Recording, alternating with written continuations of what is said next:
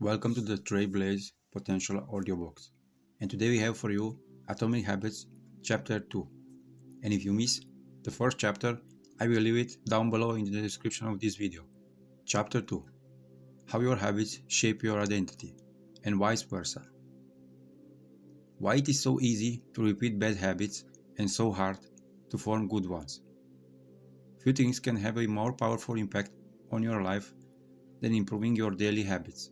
And yet, it is likely that this time, next year, you'll be doing the same thing rather than doing something better. It often feels difficult to keep good habits going for more than a few days. Even with the sincere effort and the occasional burst of motivation. Habits like exercise, meditation, journaling, and cooking are reasonable for a day or two and then become a hustle.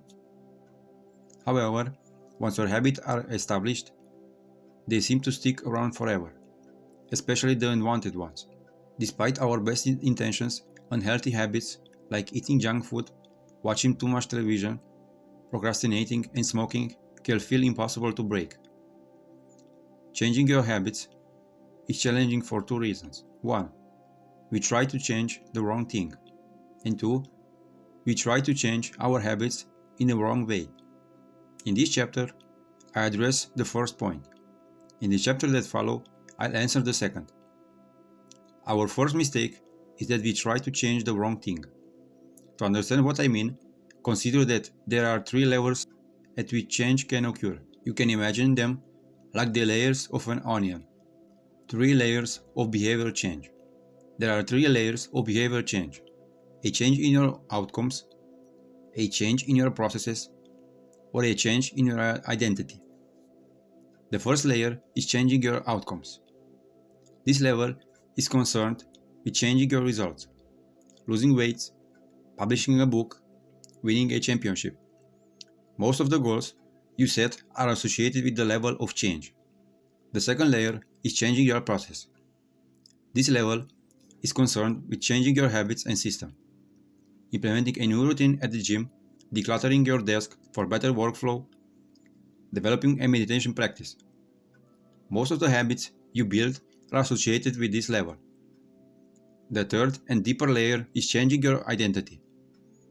This level is concerned with changing your belief, your worldview, your self-image, your judgments about yourself and others. Most of the beliefs, assumptions, and bias you hold are associated with this level. Outcomes are about what you get.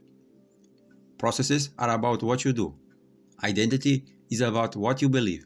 When it comes to building habits that last, when it comes to building system of 1% improvements, the problem is not that one level is better or worse than other.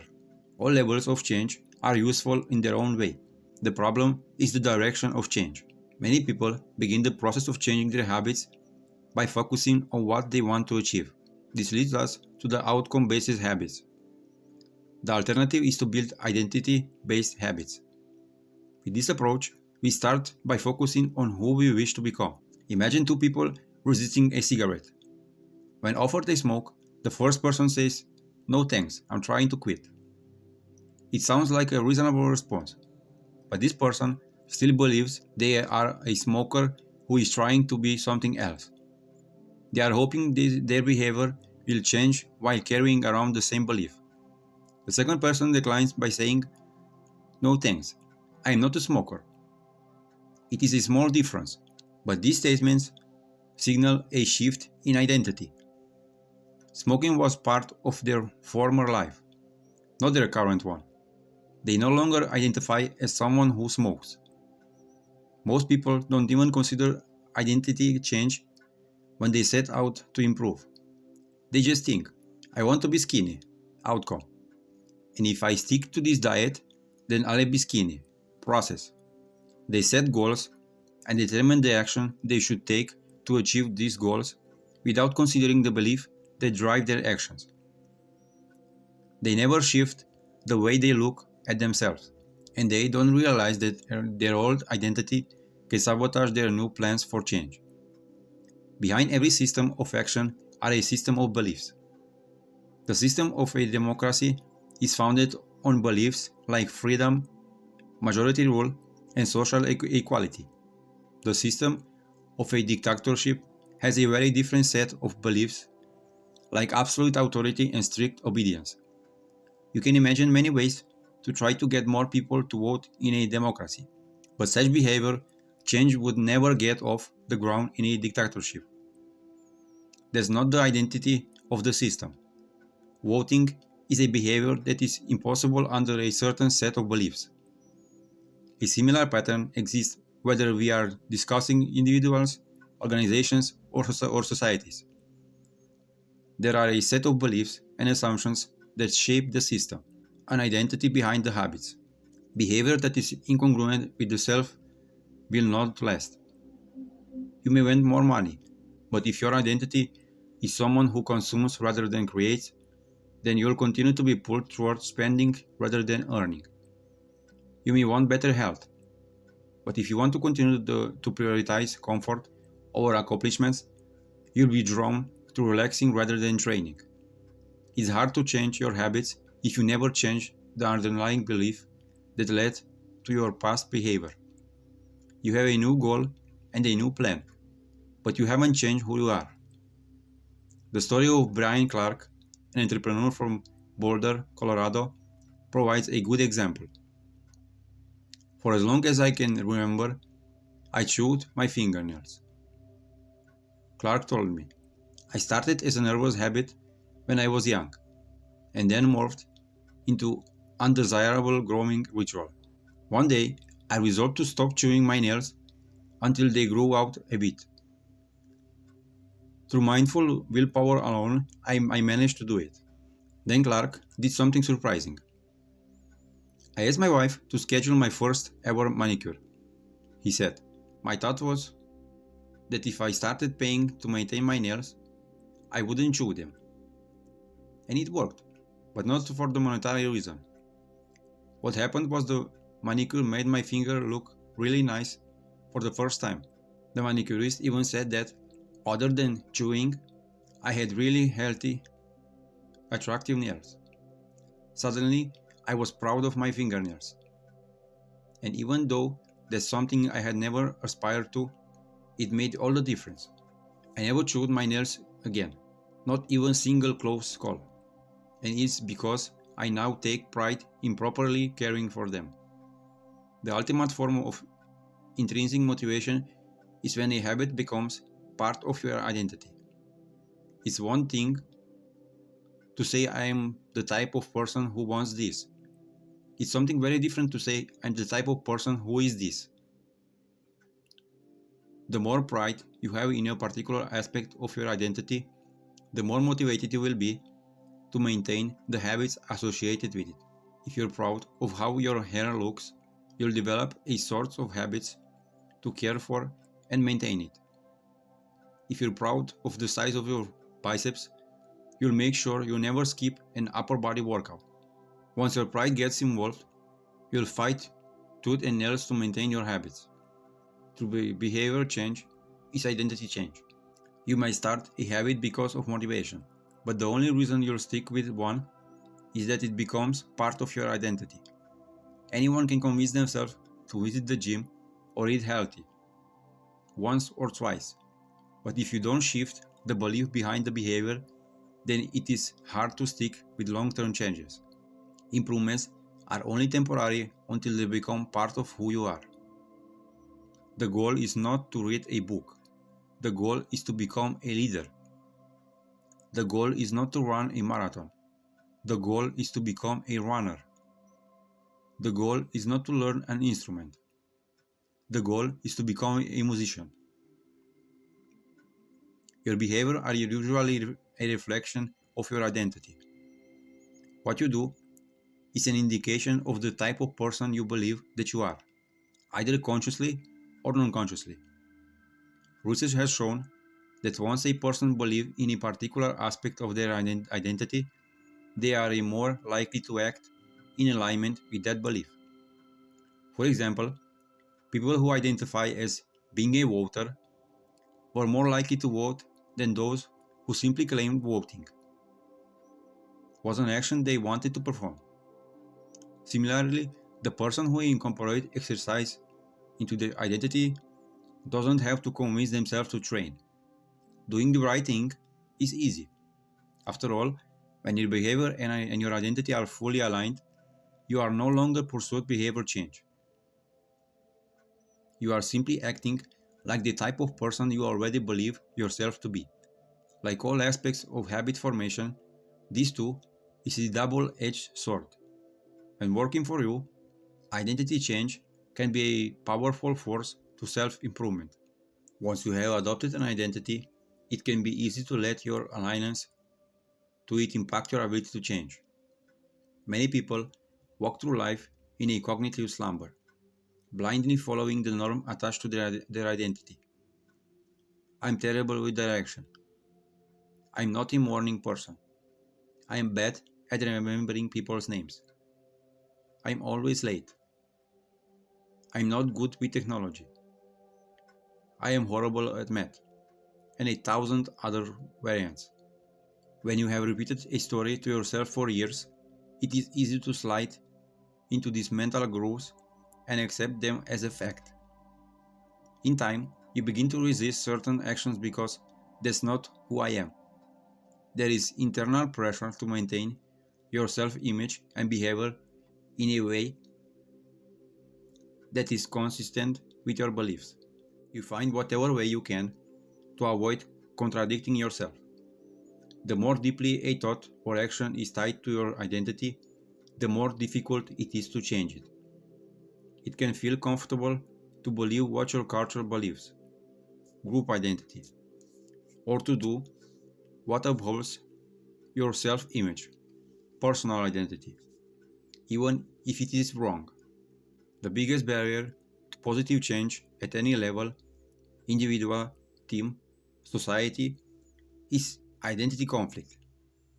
Good habits can make rational sense, but if they conflict with your identity, you will fail to put them into action. On any given day, you may struggle with your habits because you're too busy or too tired or too overwhelmed or hundreds of the other reasons. Over the long run, however, the real reason you fail to stick with habits is that your self-image gets in the way. This is why you can't get too attached to one version of your identity. Progress requires unlearning. Becoming the best version of yourself requires you to consistently edit your beliefs and to upgrade and expand your identity. This brings us to an important question. If your beliefs and worldview play such an important role in your behavior, where do they come from in the first place? How exactly is your identity formed? And how can you emphasize new aspects of your identity that serve you in a gradually erase the pieces that hinder you? The two-step process to changing your identity. Your identity emerges out of your habits. You are not born with present beliefs. Every belief, including those about yourself, is learned and conditioned throughout experience. More precisely, your habits are how you embody your identity. When you make your bed each day, you embody the identity of an organized person. When you write each day, you embody the identity of a creative person. When you train each day, you embody the identity of an athletic person. The more you repeat a behavior, the more you reinforce the identity associated with that behavior.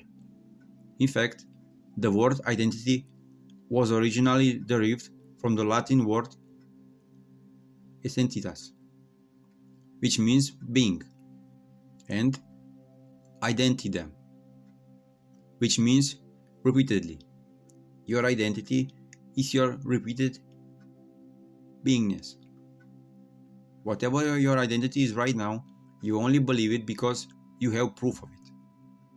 If you go to church every Sunday for 20 years, you have evidence that you are religious. If you study biology for 1 hour every night, you have evidence that you are studious. If you go to the gym, even when it is snowing, you have the evidence that you are committed to fitness. The more evidence you have for a belief, the more strongly you will believe it. For most of my early life, I didn't consider myself a writer.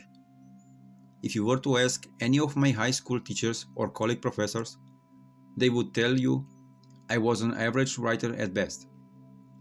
Certainly not a standout. When I began my writing career, I published a new article every Monday and Thursday for the first few years. As the evidence grew, so did my identity as a writer. I didn't start out as a writer. I became one through my habits. Of course, your habits are not the only action that influence your identity, but by virtue of their frequency, they are usually the most important ones. Each experience in life modifies your self-image, but it is unlikely you won't consider yourself a soccer player because you kicked a ball once, or an artist because you scribbled a picture. As you repeat these actions, however, the evidence accumulates and your self-image begins to change. The effect of one's experience tends to fade away, while the effect of habits gets reinforced with time, which means your habits contribute most of the evidence that shapes your identity. In this way, the process of building habits is actually the process of becoming yourself. This is a gradual evolution. We do not change by snapping our fingers and deciding to be someone entirely new. We change bit by bit, day by day, habit by habit. We are continually undergoing micro-evolution of the self. Each habit is like a suggestion. Hey, maybe this is who I am. If you finish a book, then perhaps you are the type of person who likes reading. If you go to the gym, then perhaps you are a type of person who likes exercise. If you practice playing the guitar, perhaps you are the type of person who likes music. Every action you take is a vote for the type of person you wish to become. Not single instance will transform your belief, but as the votes build up, so does the evidence of your new identity. This is one reason why meaningful change does not require radical change. Small habits can make a meaningful difference by providing evidence of a new identity. And if a change is meaningful, it actually is big. That's the paradox of making small improvements. Putting this all together, you can see that habits are the path to changing your identity. The most practical way to change who you are is to change what you do. Each time you write a page, you are a writer. Each time you practice the violin, you are a musician. Each time you start a workout, you are an athlete. Each time you encourage your employee, you are a leader. Each habit not only gets results but also teaches you something far more important: to trust yourself. You start to believe you can actually accomplish these things. When the votes mount up and the evidence begins to change, the story you tell yourself begins to change as well. Of course, it works the opposite way too. Every time you choose to perform a bad habit, it's a vote for that identity. The good news is that you don't need to be perfect. In any election, there are going to be votes for both sides. You don't need an anonymous vote to win an election. You just need a majority. It doesn't matter if you cast a few votes for a bad behavior or an unproductive habit. Your goal is simply to win the majority of the time. New identities require new evidence. If you keep casting the same votes you are always cast, you're going to get the same results you always had. If nothing changes, nothing is going to change. It is a simple two-step process. 1. Decide the type of person you want to be. 2. Prove it to yourself with small wins. First, decide who you want to be. This holds at any level: as an individual, as a team, as a community, or as a nation. What do you want to stand for? What are your principles and values? Who do you wish to become? There are big questions, and many people aren't sure where to begin, but they do know what kind of result they want. To get six-pack abs, or to feel less anxious, or to double their salary. That's fine. Start there and work backward from the results you want to the type of person who could get those results. Ask yourself, who is the type of person that could get the outcome I want? Who is the type of person that could lose 40 pounds? Who is the type of person that could learn a new language? Who is the type of person that could run a successful startup? For example, who is the type of person who could write a book? Is probably someone who is consistent and reliable. Now, your focus shifts from writing a book, outcome-based, to being the type of person who is consistent and reliable, identity-based. This process can lead to beliefs like, I am the kind of teacher who stands up for her students. I'm the kind of doctor who gives each patient the time and empathy they need.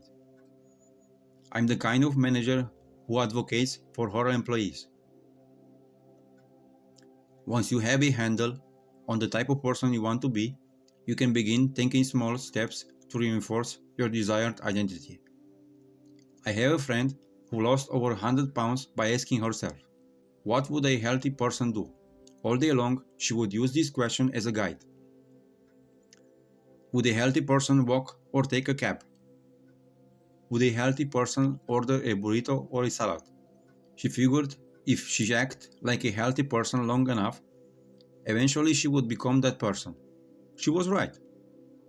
The concept of identity-based habits is our first introduction to another key theme in this book. Feedback loops. Your habits shape your identity, and your identity shapes your habits. It's a two-way street. The formation of all habits is a feedback loop, a concept we will explore in depth in the next chapter. But it's important to let your value, principle, and identity drive the loop rather than your results. The focus should always be on becoming that type of person, not getting a particular outcome. The real habits matter. Identity can change in the North Star or habit change.